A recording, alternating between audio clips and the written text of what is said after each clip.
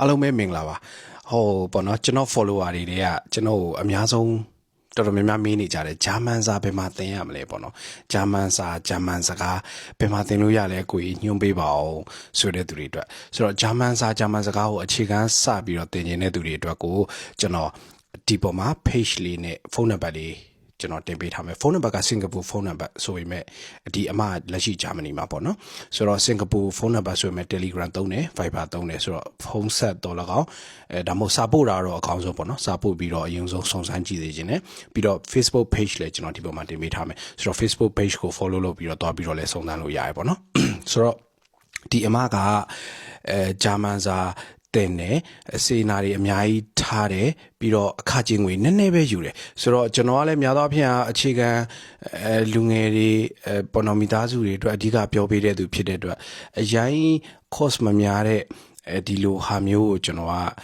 ညွှန်ပေးတာပေါ့နော်ပုံမှန်ကတော့ကျွန်တော်ကအဲ့လိုမျိုး agency တို့အဲ့လိုပေါ့နော်အခကျင်းငွေယူပြီးလုပ်တဲ့ဒီ service တွေကိုကျွန်တော်ကပြောပြလေးမရှိဘူးဒါပေမဲ့ဒါကကျွန်တော်ရဲ့ပထမအဆုံးညွှန်ပေးတဲ့ဗီဒီယိုတစ်ခုပေါ့နော်ဆိုတော့ဂျာမန်စာအခြေခံစပြီးလေ့လာခြင်းနဲ့အခြေခံစပြီးသင်ခြင်းနဲ့ဆိုတဲ့သူတွေအတွက်ဒီအပေါ်မှာကျွန်တော်တင်ပေးထားတဲ့ Facebook page နဲ့ပေါ့နော်ဒီဖုန်းနံပါတ်ကိုစာရေးပြီးတော့စုံစမ်းလို့ရပါတယ်ဆိုတော့လာမယ့်အပတ်တွေမှာလည်းတန်းခွဲသစ်တွေရှိတယ်လို့ပြောတယ်ကျွန်တော်တို့တိတိကျကျမသိဘူးဆိုတော့အဲ့ page နဲ့ဖုန်းနံပါတ်ကိုစာရေးပြီးတော့စုံစမ်းလို့ရပါတယ်ဆိုတော့သူကစနေတင်းဝင်ကိုတက်ချင်တဲ့သူတွေတက်လဲတန်းခွဲအသစ်တွေရှိရပြောတယ်ဆိုတော့ပြီးတော့အတန်းဒီပေါ့နော်တင်နန်းကြီးဒီအခကျင်းငွေရလဲတက်တာထက်ကိုပို့ပြီးတော့တက်တာတယ်လို့ကျွန်တော်ကတော့ထင်တယ်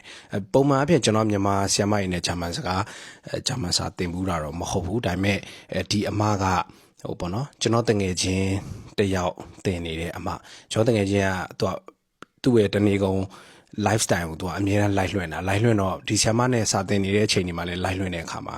ဟိုကျွန်တော်ဝင်ကြည့်ဖြစ်တယ်ပေါ့နော်ဝင်ကြည့်ဖြစ်တော့ဆီယမစာသင်နေတဲ့အချိန်တွေနဲ့သွားစုံတဲ့အခါမှာဆရာမသင်ပြီးတဲ့ grammar လေးတွေအရန်ကောင်းတယ်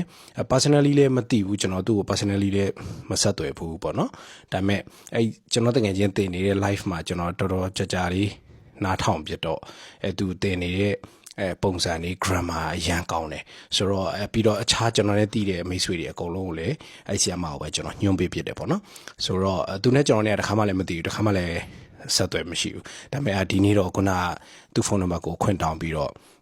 ဗီဒီယိုလေးကျွန်တော်လုပ်ချင်တယ်ပေါ့နော်ကျွန်တော်ဒီထဲမှာရှိတဲ့ follower တွေညီကောင်မောင်နှမတွေမိသားစုတွေစီ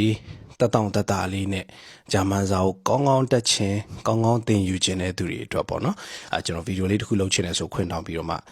အခုတင်ပေးတာပေါ့နော်အဲ့တော့ဒီ page နဲ့ဖုန်းနံပါတ်ကိုစာရေးပြီးတော့ပထမဆုံးစုံစမ်းကြည့်ပါဘယ်အချိန်ကြီးဘယ်လတွေဘယ်သတင်းပတ်တွေမှာပေါ့နော်တန်ခွဲတစ်တွေရှိလဲပြီးတော့အခကျင်းငွေဘယ်လိုယူလဲပေါ့နော်အဲ့ဒါလေးစုံစမ်းကြည့်လို့ရပါတယ်ကျွန်တော်သိတဲ့လောက်ကတော့ဂျာမန်သင်တန်းနေသိတဲ့လောက်သင်တန်းတွေထက်ကိုအများကြီးဈေးတက်တာပြီးတော့မကောင်းတာမဟုတ်နော်စေတနာတွေအရန်ကောင်းတယ်သင်တာကြားရလဲကျွန်တော် personally အနေနဲ့ကျွန်တော်အရန်recommend ပေးရပေါ့နော်ဆိုတော့အဲ့မှာဒီ page နဲ့ phone number လေးကိုဆက်သွယ်ပြီးတော့ဂျာမန်စာတကယ်တက်ချင်တဲ့သူတွေဂျာမန်စာတကယ်သင်ချင်တဲ့သူတွေစိတ်ဝင်စားတဲ့သူတွေဆက်သွယ်ပြီးတော့စုံစမ်းလို့ရပါတယ်ဗျဒါကျွန်တော်ပြပြပေးတာပါဟုတ်